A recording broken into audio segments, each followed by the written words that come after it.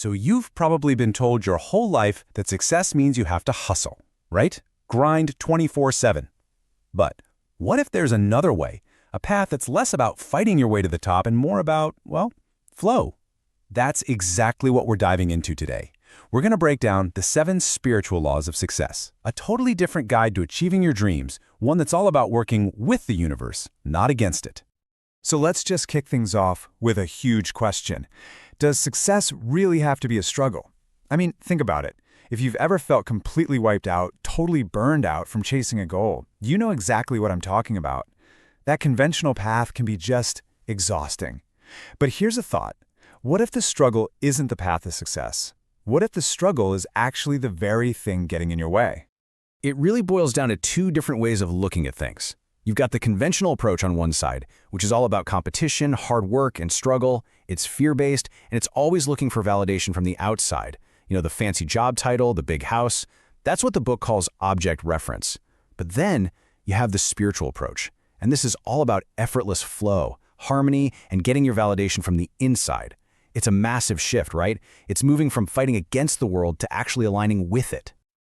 So here's the roadmap for our little journey today. We're going to start by building a solid foundation, then we'll get into understanding the flow of energy. After that, we'll fire up the engine of desire and detachment. And finally, we'll get to the big one, finding and living your purpose. Okay, first things first, let's talk about the foundation. This is where it all starts, right? The first couple of laws are all about your inner world. Because, let's be real, you can't really change what's going on out there until you get in touch with what's happening in here. All right, law number 1, the law of pure potentiality. This one is huge. It's all about realizing that your true self, it's not your job, it's not how much money you have, it's not your social media profile. Your true essential nature is pure untapped potential. See, when we base our self-worth on all that external stuff, that's that object referral thing again, we're basically setting ourselves up to be fragile and constantly afraid. Real power, true strength, comes from what's called self-referral, knowing deep down that you are a field of infinite possibilities. So how do you actually do this? Well, the idea is to connect with this field of potential. And you do that through things like silence and meditation. You know, just taking a moment to quiet that non-stop chatter in your head. And the other big piece is practicing non-judgment.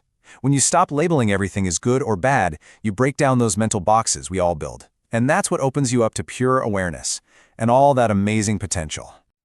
Okay, now for a law that might sound a little crazy at first, the law of least effort. Seriously, think about it.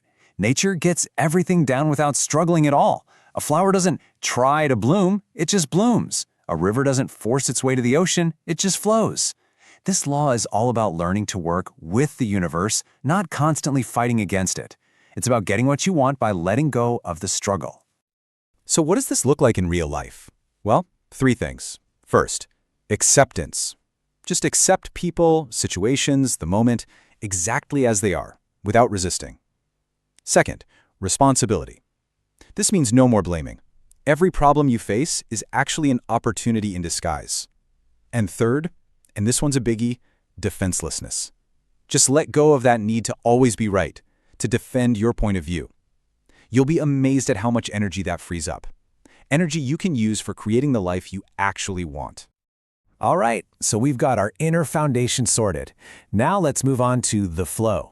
This next part is all about how we interact with the world around us and how that literally creates our reality. It all comes down to the universal exchange of energy. This brings us to the law of giving, and it's so simple but so powerful. The core idea? Whatever it is you want more of in your life, you have to give it away first. See, the universe is all about this dynamic exchange of energy. If you hoard things, if you stop the flow, you block abundance. It's just like your circulation. The blood has to keep moving to keep you healthy and alive. Energy is the exact same way. And listen, this is really important. Giving is not just about money. Not at all. In fact, some of the most powerful things you can give are totally free. Think about it. Giving someone a compliment, your undivided attention, a little appreciation, some affection. Every time you do that, you're putting this incredible positive energy out into the world. And what you put out, it always finds its way back to you. And that leads us perfectly into the next law, the law of karma.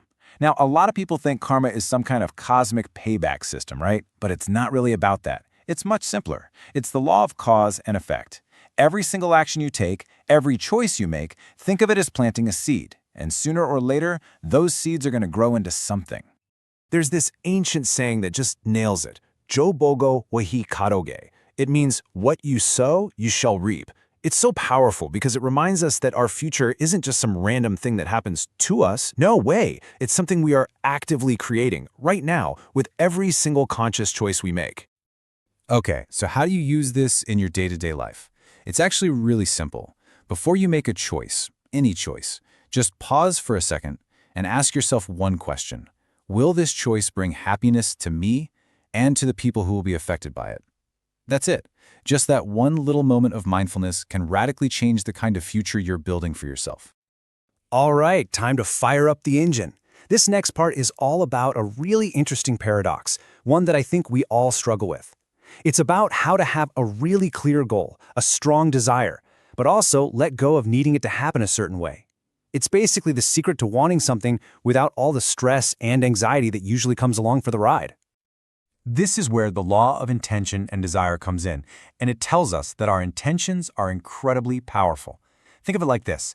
When you plant a clear intention into that field of pure potentiality we talked about earlier, you're basically giving the universe an instruction manual. You kickstart the whole process. Your attention provides the fuel, the energy, and your intention tells that energy what to become. But, and this is a big but, this only works with the law of detachment.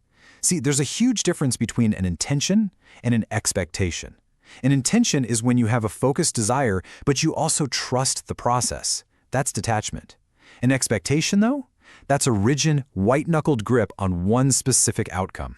It's all about fear, insecurity, and trying to control everything, which, ironically, is the fastest way to block all the other amazing possibilities from coming your way. So the real secret here is to remember this. Your intention is pointed toward the future, but your attention, that has to be right here, in the present moment. You don't make things happen by stressing about the future. You make things happen by taking mindful action right now and trusting that the universe will figure out the how. That, right there, is the heart of detachment. And all of this brings us to the final destination, the ultimate goal of this entire journey, discovering and living your purpose. This is the seventh and final law, the law of Dharma. So what is Dharma? Well, the law of Dharma says that every single person on this planet, yes, that includes you, has a unique talent, a special gift that you and only you can offer the world in your own way. And when you figure out what that talent is and you start using it to help other people to serve humanity, that's it. That's the sweet spot. That's where you find true fulfillment, real joy, and that effortless abundance we've been talking about. So how do you find your Dharma? It's really a three-step process of discovery. First, you've got to keep going on that inner journey to find the real you that exists beyond your ego. Second, you make a list of your unique talents. I mean, what do you absolutely love to do? What activities make you completely lose track of time? And then, the third and most important step, you ask yourself, how can I use this gift to help people? How can I serve? And that really brings us to the final and maybe the most powerful question of all. This isn't something to put off until tomorrow or next year. This is about right now. Just take a second and think about your unique gifts, your passions, and then ask yourself this: how can you serve others using those talents today? Because the answer to that question, well, that's not just an idea. That's the very first step on the path to a life filled with purpose, joy, and what it means to be truly successful.